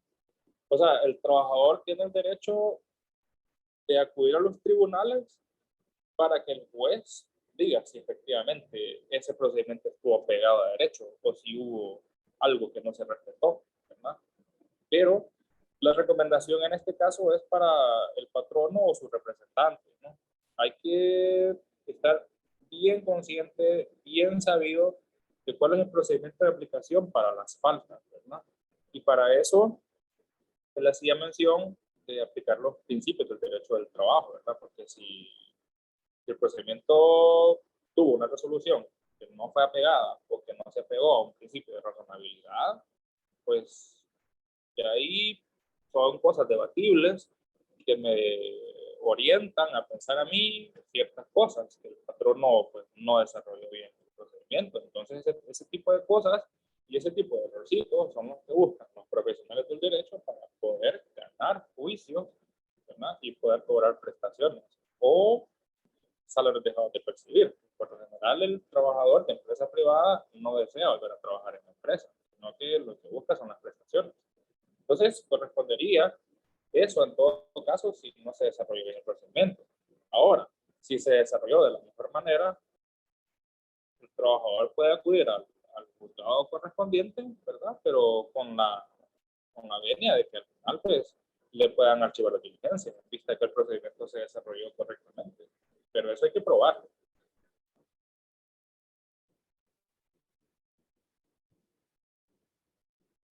Abogado, Hola. los 30 días que dice la ley para poder aplicar una falta cuentan a partir del momento en que el empleador se da cuenta de la falta. Aunque si la falta fue el mes pasado, pero yo me doy cuenta ahorita. Así es. Tiene, o sea, es un mes, ¿verdad? A veces tenemos que hacer la diferencia entre días hábiles, entre meses, ¿verdad? Y eso con el objeto. Por ejemplo, si le dicen 60 días, la persona asume 2 meses. Bien, es bien similar. Pero los días son hábiles. Pero el plazo comienza a contar desde el momento en que el empleador se da cuenta de la falta, ¿verdad? El plazo empieza a contar desde que el empleado cometió la falta. El patrono tiene que estar sabido y bien consciente de cuáles son los movimientos que el trabajador está haciendo. Porque si se pasó el mes y el patrono no se dio cuenta, puede iniciar el procedimiento disciplinario, ¿verdad? pero legalmente está prescrito porque tiene que tener conocimiento de cuáles son los movimientos o los registros que hace su empleado. Si se detecta, por ejemplo, que la falta fue cometida en junio, a este tiempo ya habría una prescripción, ¿no? Entonces, el patrono o el representante del patrono debe tener conocimiento desde el momento que el trabajador cometió la falta o la supuesta falta para poderlo disciplinar. Pero si fue algo, por ejemplo, en los registros contables o algo, es algo que está mal ahí. Y obviamente los registros contables no se revisan todos los días, ¿verdad? Entonces, si fue algo, ya pasó el mes y yo lo estoy revisando ahorita, y yo noté algo ahí que está fuera de orden, pero ya pasó el mes, pero yo me di cuenta hasta hoy, entonces no puedo aplicar ninguna sanción. Estaría fuera de ley. Está fuera de tiempo. Está fuera de tiempo para poderlo hacer. Por eso hago tanto énfasis yo que el patrono tiene una responsabilidad bien grande con los empleados que contratan. ¿Ah? Y esa contratación debe pasar por los filtros de preselección. Entonces, si usted se da cuenta de la falta y ya pasó el tiempo, usted perfectamente puede iniciar el procedimiento disciplinario, ¿no? Aceptar al empleado, usted por este cargo, por este procedimiento que hizo. Pero tenga en cuenta de que si ya le pasó el tiempo, este trabajador lo más probable es que acuda a la Inspectoría del Trabajo, ¿no? para que le restituyan el salario dejado de percibir si llega a ser sancionado, ¿verdad? Con una suspensión. Entonces, recomendaría yo establecer un poco más de correctivos en esa parte para que usted como representante del patrono no vaya a tener problemas en el futuro, pues, que le vayan a decir que usted no se dio cuenta y el trabajador pues se aprovechó de la situación, ¿verdad? Ahora, si ya por ejemplo derivado de eso ocurriera un delito, pues ahí está la instancia correspondiente, ¿no? Ya no entraría con la Secretaría de Trabajo, sino con la Fiscalía propiamente. Ok, muchas gracias. Con gusto.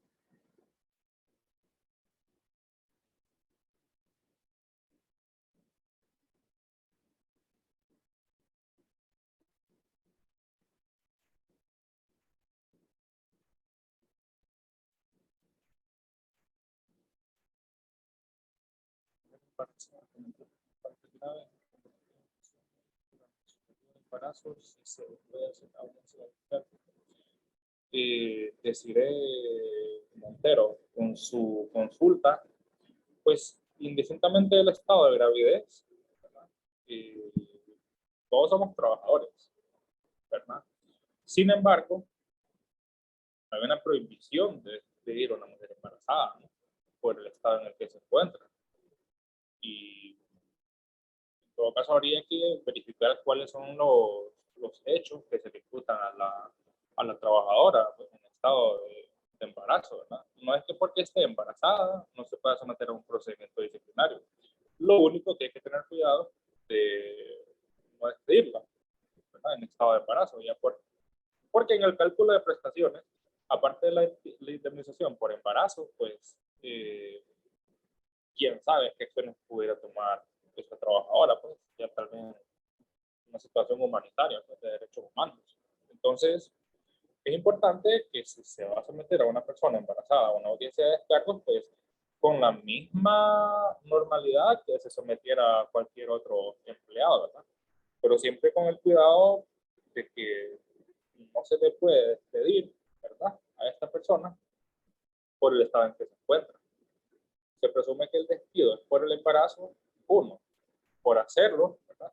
Por despedir a la persona, y otra, porque después de los 2 meses de haber tenido a su bebé, o sea, en esos 2 meses no la puede tocar a la mujer embarazada. Entonces, hay que tener cuidado ahí en ese sentido, ¿verdad? Con las resoluciones que se le emitan a una persona que se encuentra en estado de embarazo, ¿verdad?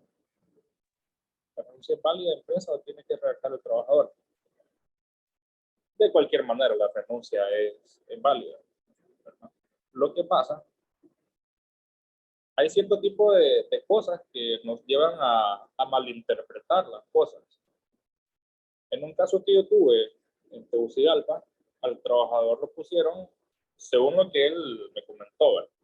Y según lo que él dijo en la audiencia, que a él lo pusieron a hacer su renuncia por escrito, con el objeto, con el objetivo que le iban a pagar sus prestaciones. Entonces, ¿qué ocurrió? Al final no le pagaron nada y este trabajador pues quedó en indefensión, ¿verdad? Por el mismo hecho de haberla presentado la renuncia. Entonces, la cuestión que sea a mano o a computadora, pues tiene el mismo valor, ¿no? Pero hay un poco más de presunción de pensar que el trabajador fue coaccionado si la hace a mano, teniendo la facilidad de hacer la computadora, ¿verdad? Entonces, hay que tener cuidado en eso, de no coaccionar al trabajador, ¿verdad? Para que al final no llegue a interponer alguna denuncia, pues, ante la Secretaría de Trabajo. ¿Cómo quedan los empleados que tenían medio tiempo? Si se despiden hay que pagar todo como tiempo completo. Esto entiendo que es por la derogatoria de la ley de empleo por hora. Pues, para medio tiempo. Si ya en su momento se pagó el valor del proporcional de la cesantía, del porcentaje no habitual, ¿verdad? Y de los derechos adquiridos, la responsabilidad debería llegar hasta ese momento, ¿verdad? Y a partir de la derogatoria de la ley, a mi criterio, debería considerarse la permanencia del trabajador. Esto en el sentido que si, por ejemplo, si me remito yo al artículo 347 del Código de Trabajo, y si yo tengo más de 200 días de laborar para una empresa, hombre, yo me considero una persona permanente, ¿verdad? Es ahí donde viene el dime que te diré, porque indistintamente de eso, los trabajos son permanentes. Muchos de los trabajos son permanentes. Entonces, ocupan personas que den forma a esos trabajos que no dejan de ser permanentes. En esa parte, yo perfectamente le pudiera alegar a un patrono una permanencia. Esto con el objeto de que se verifique, ¿verdad? Si efectivamente las planillas de ese centro de trabajo, si mi salario está debidamente separado, lo que es el salario por hora, lo que es el pago del 14avo, el pago del aguinaldo, el pago de la cesantía y el porcentaje no habitual, del 4%, ¿verdad? Si esos datos no son plenamente corroborados, yo entendería que aunque estuve adscrito al régimen de empleo por hora, yo tengo que estar seguro si mis contratos fueron registrados en la unidad de empleo por hora. Porque si no fueron registrados y si existen baches, ¿verdad? Entre contratos, entre la suscripción de contratos, entonces, a mi criterio como inspector, yo dejaría,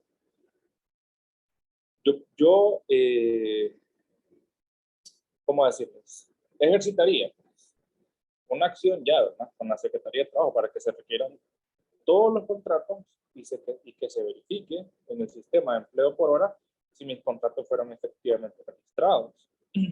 Pero si no, entonces estoy más que consciente que yo soy un empleado permanente. Así Abogado, pero aquí no entraría entonces la como retroactividad, como que esto como se derogó, y eso no cabría. No, retroactividad de la ley en materia laboral no. En materia penal no lo discuto, ¿verdad? Pero ya en esta parte de empleo por hora, yo recomendaría eso, ¿verdad? Pues sí, es que aparentemente eso se ve como una retroactividad. Sería que inicia un contrato normal a partir de la fecha que fue derogado. Así tendría que empezarse, ¿verdad? Pero por eso le digo, si algo no se hizo al margen de la ley durante estuvo esa ley vigente, digamos que debería quedar sin valor ni efecto todo lo que se hizo anteriormente. Pero yo alegaría que me dieran mi permanencia. O, por ejemplo, que me dieran, si no se respetó en su momento los procedimientos de la ley de empleo por hora, de cierto modo no habría nada más que hacer en vista de que la ley ya no existe, ¿verdad? Entonces, a mi criterio, yo lo único que alegaría sería permanencia si no se respetó, ¿verdad? Si no se respetó el procedimiento de la ley de empleo por hora.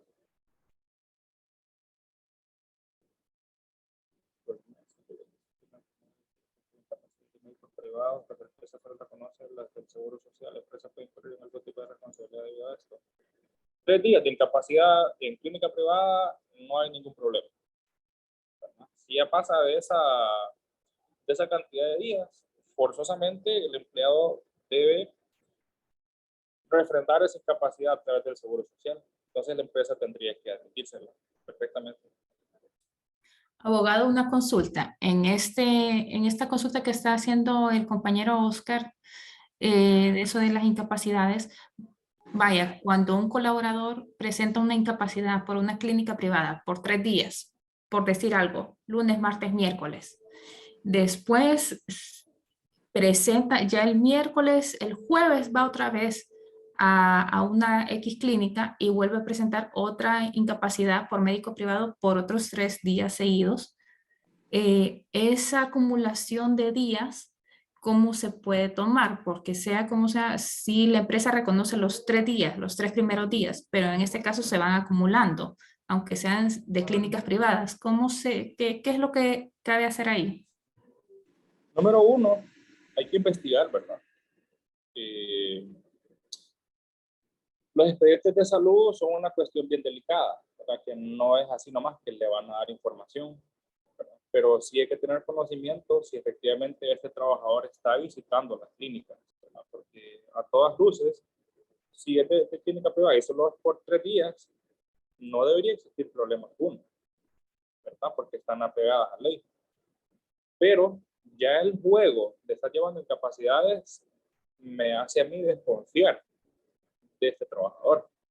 Entonces, hay que hablar claro con este colaborador, ¿no?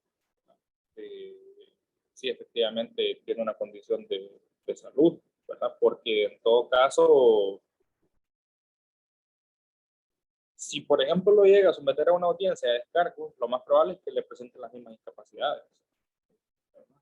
Entonces, al final no quedaría mucho, pero lo único es tener mucha comunicación con el trabajador, ¿verdad? Para evitar ese tipo de malas intenciones que pudieran derivarse, pues, de estar presentando incapacidades así. Todo eso es sujeto de investigación, ¿verdad?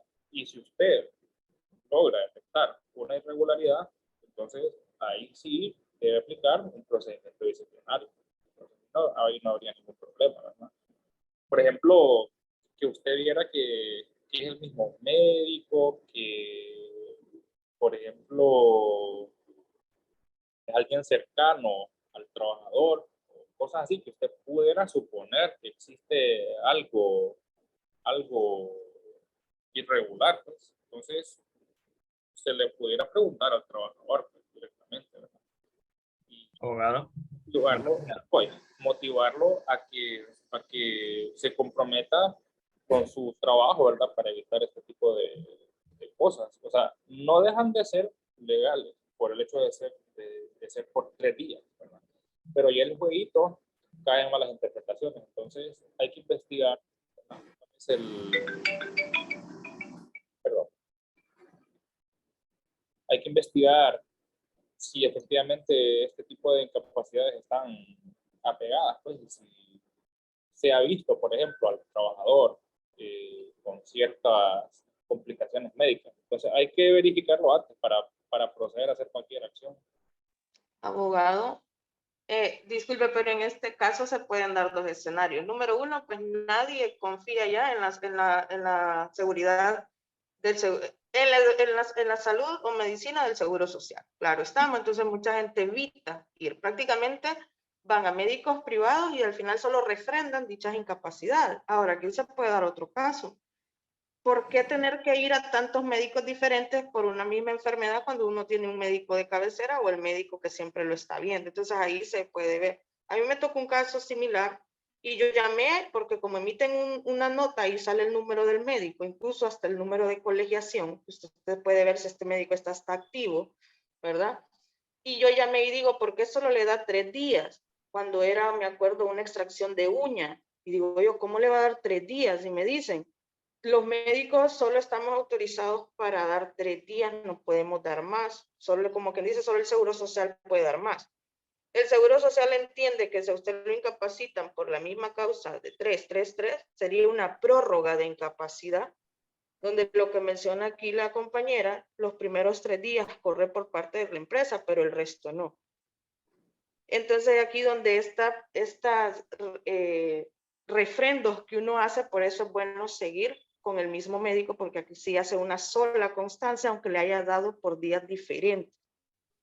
Correcto, o sea, es mucho más confiable en esa parte, ¿verdad? Pero no deja de ser del todo cierto lo que usted menciona. Es bien difícil confiar, ¿verdad? Porque cualquier persona puede tener un amigo, un conocido que le refrende la incapacidad y pues de ahí viene el jueguito. Que eso son cosas que se pueden dar. Entonces, no dejan de tener validez legal ese tipo de discapacidades, ¿verdad? Lo único es tratar de... Poder demostrar sería aquí que en efecto puede ser un favor, conoce al médico, chalala, porque se da. Exactamente.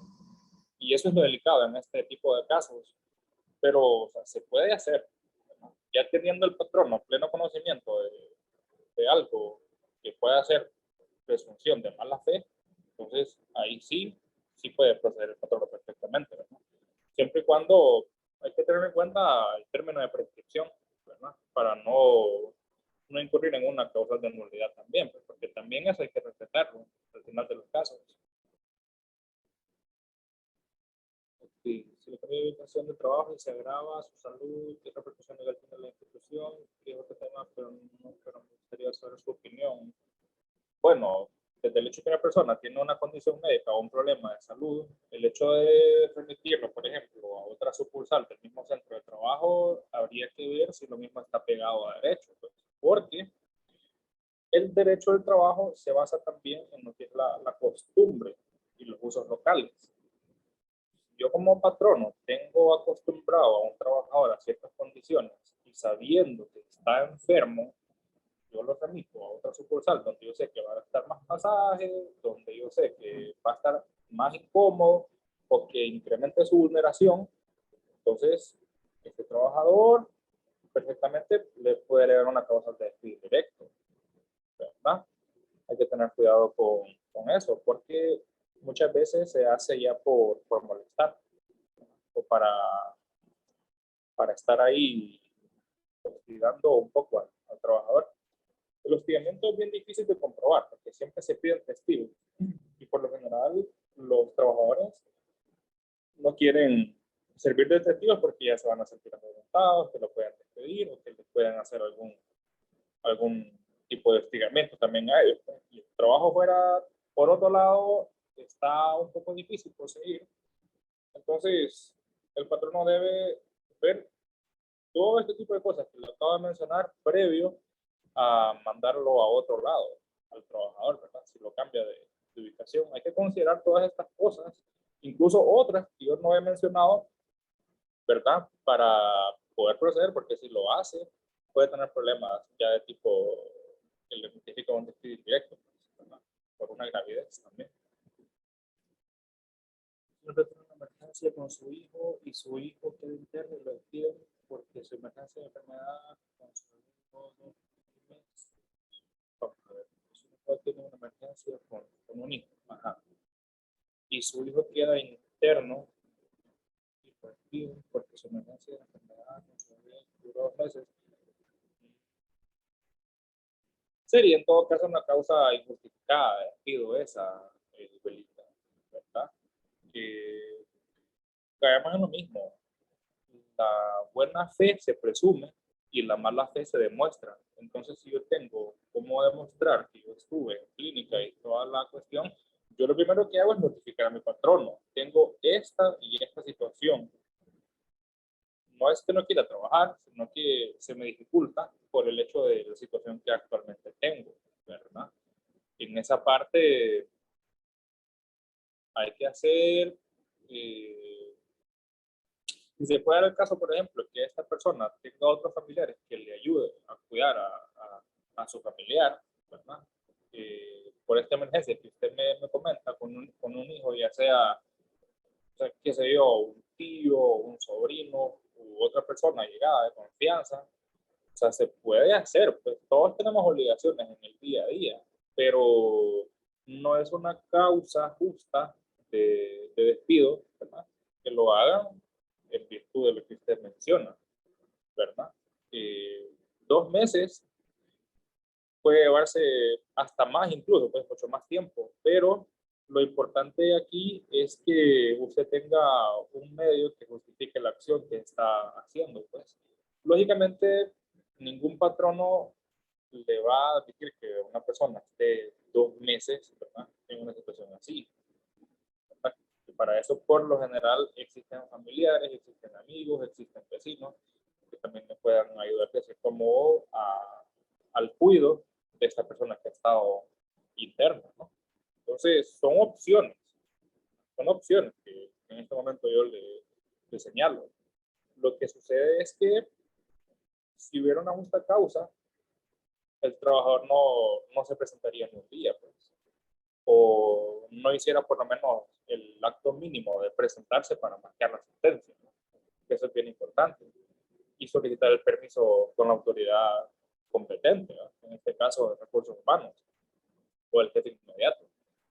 Pero es bien delicado porque todos tenemos situaciones bastante complejas y las experimentamos en el día a día, ¿no? Ya por experiencia personal, pues, porque conocemos personas que están internas y somos los encargados de cuidar cierto tipo de personas. Pero ya con eso es bastante recomendable de que se informe todos los días, pues, al jefe de recursos humanos y que trate de cumplir con el trabajo que se le encomienda, pues, dependiendo del trabajo que se le asigna. Entonces, no es quedar bien con las dos cosas, sino que en la medida de lo posible hay que cumplir con el trabajo, porque nadie quiere quedarse sin un salario, pues. Y ya sería por mera liberalidad del patrono, en este caso, si tiene a bien, pues, admitirle este tipo de cosas, ¿verdad? Pero lo primero que le pediría es que cumpla con las funciones asignadas. Entonces hay que analizar bastante esa situación, Belinda, para saber si es procedente o no. Sería justo, abogado, el despido. Esto entraría, como quien dice, un permiso por calamidad doméstica y no está autorizado a darle más hasta de 15 días, de acuerdo a cada reglamento de cada empresa. Legalmente dice que no está obligado a dar más de 15 días. Después podría la persona o el empleado pedir una licencia, ya sea sin goce de sueldo, para que le dé opción a la empresa de poder contratar temporalmente a otra persona. Pero si es así de que solo hay muchas personas que dicen, bueno, tengo la emergencia, ni modo, si me quiere despedir, despidan. Y se ha dado los casos. Entonces, cabe aquí en sí un despido teniendo estas opciones y no las aprovechan o no las. Son opciones, ¿verdad? Son opciones indistintamente de todo. Y el trabajador perfectamente, dependiendo de los acuerdos que puede llegar con el patrono, indistintamente de los acuerdos que pueda llegar con el trabajador, pues está esa opción, ¿verdad? O se contrata una persona interina, lo cura, mientras esta persona se encuentra en esa urgencia. Pues lo que sucede muchas veces es que ocupamos el sueldo, ¿verdad? Que para cubrir gastos médicos, que para dar las vueltas, X cantidad de cosas, ¿verdad? Pero debe estar contemplado, ¿verdad?, en alguna parte o bien sea el contrato de trabajo o en el reglamento, Porque todos tenemos alguna complicación de salud en algún momento en la vida. Y lo que más ocupamos es sufragar los gastos que se deriven de esas situaciones médicas. Entonces, en esa parte, o se llega a un acuerdo con el patrono, ¿verdad?, sobre esa situación, o se busca la manera, pues, uno, de resolver la relación de trabajo, ¿verdad?, o contratar a una persona interina, pues. Pero eso ya son acuerdos internos en los que deben constar por escrito, ¿no?, ante el trabajador y el patrono, ¿verdad? Porque al final lo que cuenta es lo que está por escrito. Acuerdos de manera verbal, pues al final no funcionan. Entonces, pudiera hacerse así, ¿no? Porque es una situación en la que pueden tergiversarse ciertos derechos, pues, como el de la salud. Entonces, hay situaciones en las que es mejor llegar a un acuerdo sobre esas cosas, ¿no?, a efecto de que no exista una repercusión más que todo contra el empleado. Abogado, ¿se pueden dar licencias de permiso por motivo de prácticas profesionales de estudio? ¿Está obligado la empresa a otorgarlas o queda meramente voluntario? Debe ser meramente voluntario, a menos que esté plasmado en las condiciones del contrato de trabajo, abogada, ¿verdad? Porque las licencias sin goce de salario están contempladas por lo general en el Estado. Por ejemplo, yo interpongo una licencia sin goce de salario por 2 años porque voy a trabajar en otro lado, pero yo debo regresar al puesto donde yo estoy porque pasan los 2 años y debo regresar. Pero normalmente en la empresa privada no está contemplada esta condición, ¿verdad? Yo tuve el año pasado, sí, un caso que el trabajador pues ya iba a hacer la práctica privada, ¿verdad?, de la Facultad de Derecho. Entonces él optó por renunciar, ¿verdad?, que es lo que menos se quiere. Lo que sucede es que por no encontrarse contemplada esa cláusula o esa condición de interponer una licencia sin goce de salario, el empleado se mira entre la espada y la pared. Entonces, o se le da la opción de hacer práctica en ese centro de trabajo, en otro departamento, si fuera posible, o si no, pues a mera discrecionalidad de las partes, establecerse, ¿verdad?, que el trabajador pues ocupa desarrollar su práctica y no le permiten, por ejemplo, en la universidad que haga su práctica en ese mismo centro de trabajo. Entonces, allí lo que pudiera ocurrir, que de común acuerdo, el trabajador con el patrono queden, por así tenerlo convenido, de que a mera liberalidad, el trabajador Sí. va a hacer la práctica en otro lado, pero al terminarla, él regresa a su puesto de trabajo normal, ¿verdad?, que sería lo ideal, pero no es obligatorio para el patrono acceder a ese tipo de acuerdos. ¿Suspensión de contrato se podría hacer también o no?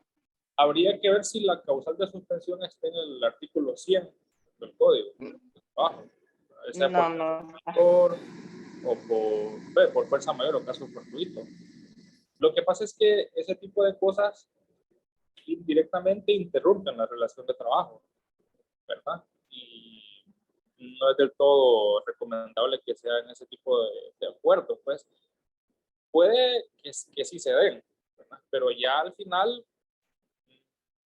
por lo general, el patrono en empresa privada no admite ese tipo de acuerdos, pues es bien improbable. O sea que el trabajador podría solicitar una suspensión una suspensión de contrato por 90 días, que es lo máximo. En el caso de los abogados nos toca hacer algunas sentencias cuando nos graduamos en algunas universidades privadas y nos lleva mínimo 3 meses. Sí. Que se diría que es lo máximo que podemos solicitar una suspensión. Que si bien es cierto, una suspensión puede ser total o parcial. Esto sería parcial. Sí, sí, pero, o sea, caemos en cuenta de que la suspensión de contratos de trabajo idealmente debería iniciarla el empleador, ¿no?, por alguna causa justificable. En este caso, es entendido que sería un permiso, ¿verdad? Ah, ok. Gracias. Si también el empleado de sucursal que tiene mayor carga laboral está en la obligación de empresa de un aumento de sueldo si es el mismo puesto y la misma ciudad. Ok, con esa pregunta de Wendy, bueno, tanto la Constitución como el Código de Trabajo le dice que igual trabajo, igual remuneración, ¿no? Entonces, ese tipo de preguntas son bien delicadas también.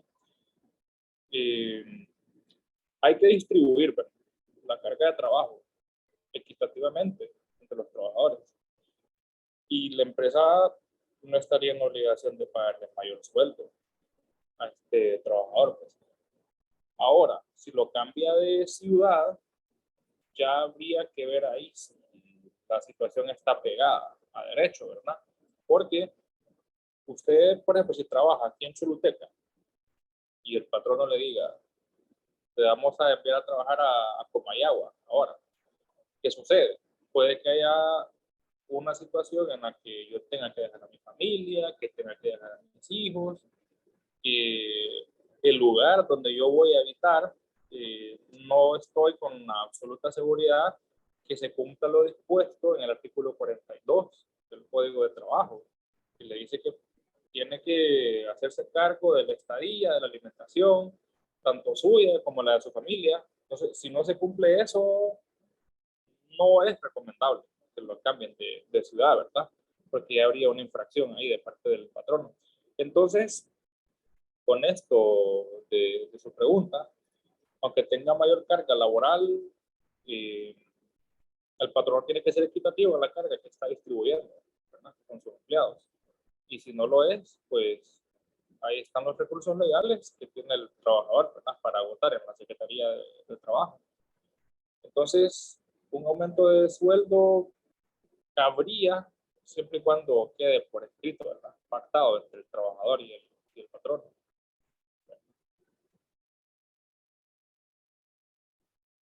Entonces, el tiempo de la inducción está programado hasta esta hora. Yo agradecerles por su atención a esta inducción, agradecido por la oportunidad, ¿verdad?, de compartir con ustedes, y pues reiterarles mi apoyo desde la Secretaría de Trabajo y Seguridad Social de la Oficina Regional de Choluteca, ¿verdad? En lo que podamos colaborarles, pues estamos a su orden. Y sí, es para programar una sesión más larga, Lita, ¿verdad? Pero recuerden que en lo que podamos colaborarles estamos a la disposición, ¿verdad? Este es un tema bien interesante y nos ayuda, ¿verdad?, a crecer como personas, a interactuar, a compartir conocimientos, y es importante, ¿verdad?, porque al final todos tenemos que aprender de todos y le miramos la mejor oportunidad, ¿verdad?, a cada situación que se nos presente. Entonces, mi admiración y mi respeto para todos ustedes. Espero se encuentren bien y desearles desde ya pues un buen provecho, el mejor día para todos. Gracias, abogado. Igual un placer. Muy bien, saludos entonces. Abogado, bendiciones. Amén para todos. Gracias. Agradecemos en nombre de la Cámara igual a usted, abogado, por parte de la Secretaría, que nos haya acompañado. Excelente tema, creo que viene a beneficiarnos como colaboradores, como abogados y como propietarios de las empresas para saber, ¿verdad?, el correcto proceso que tenemos que llevar a cabo. Gracias, esperamos poder tenerle en una nueva sesión, ampliar un poco más este tema, creo que es bastante interesante. Y bueno, esperamos que los participantes de hoy estén pendientes de esta actividad, porque pronto vamos a programar algo más. Que tengan feliz tarde. Aprovecho todo. Gracias. Hasta luego.